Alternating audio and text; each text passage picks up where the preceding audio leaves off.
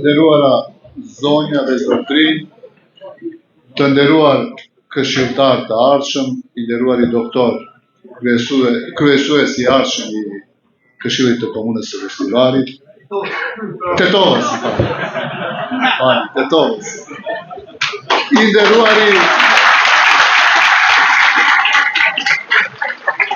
nderuari kryetar i ardhshëm i Tetovës, zotri Bajram Rexhepi, i nderuari zotri Ahmeti. Unë e mendova t'i them disa fjalë me që jemi në Tetov për Bajramin, se si e kam njoftuar Bajramin, unë isha kryetar komune prej vitit 2017 në Veshtivar, dhe normal, ne ishim atër opozit, BDI ishte pozit, dhe në shumicën e institucioneve si zakonisht kishin problemet e jashtëzakonshme. Atër kishte filluar veç projekti i gasifikimit, dhe më paraqitet një person që prezentohet si drejtor i Nomagas, në që se zgaboj, prezentohet unë jam Bajram Rexhepi, duam të ndihmojmë për Gostivarin. Tash, kjo jo tipike, jo normale, më duket që të paraqitem prej qeverie për të ndihmu. Dhe kanë ndihmu jashtëzakonisht shumë.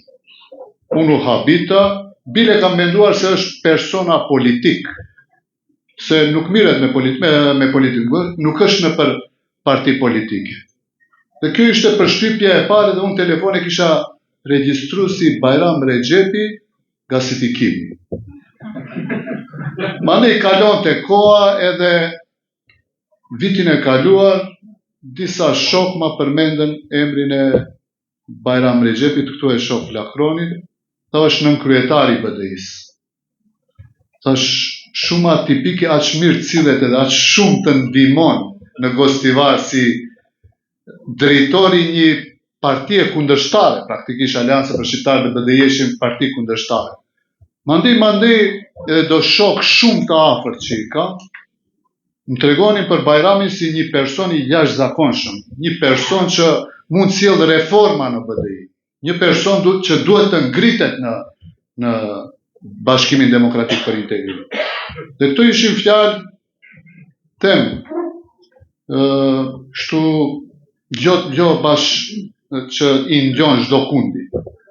Mandi, kur përmendeshe emri Bajram Rexhepit për kryetar komune të Tetovës, unë vendosa ta bëj një anketim, kam shumë shok e miq në Tetovë. Dhe besoni, në qoftë se kam biseduar me 50 persona, me siguri 30 deri 40 e kanë lavdruar par excellence. Fantastik.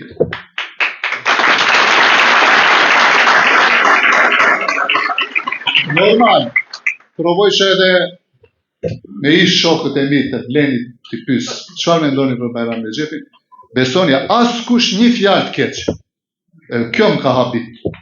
Askush edhe kundërshtarët më të mëdhenj të kësaj që jemi bashk, domethënë aleancës kombëtare, asnjë njeri nuk më tha një fjalë të keqe për Bajram Rexhepin dhe tetovarët e keni shumë lehtë të zgjidhni mes Bajram Rexhepit dhe Adnan Azizit.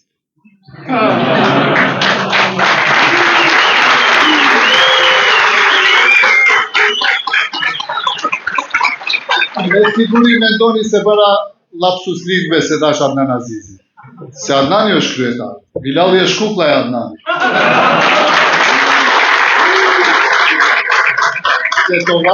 Tetovarët meritojnë një njeri, ju them, me plot përgjegjësi, si Bajrami për ta udhëhequr, po i nderuari kryetari i BDI-s. Reforma e vërtet në BDI bëhet me njerëz si Bajram Rexhepi. Sa më lart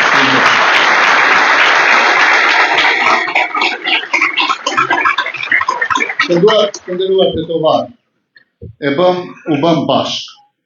u bëm bashk në Aleancën Kombëtare, ishte kohë e jashtëzakonshme dhe është një koalicionim atipik që shumica e njerëzve edhe na kritikojnë dhe na shahin. Unë i kuptoj, por do ta kuptojnë ato mbas 19 tetovit.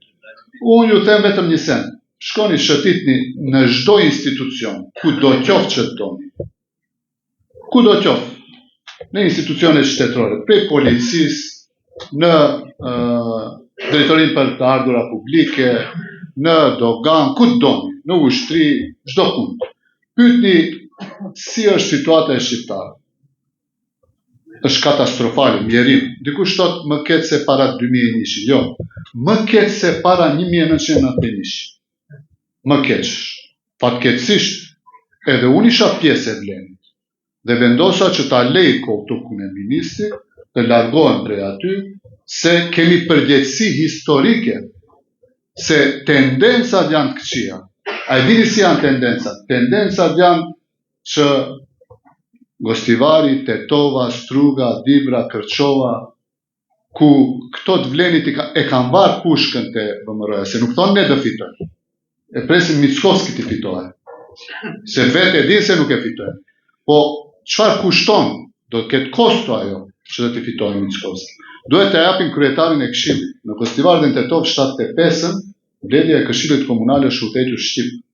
Dhe tash dhe ishte përgjegjësia e Arbenit, Bilalit, Izetit, e krejtëve neve që jemi, që ishim aty, që të udhëhiqet në gjuhën maqedonase. Kjo është skandal.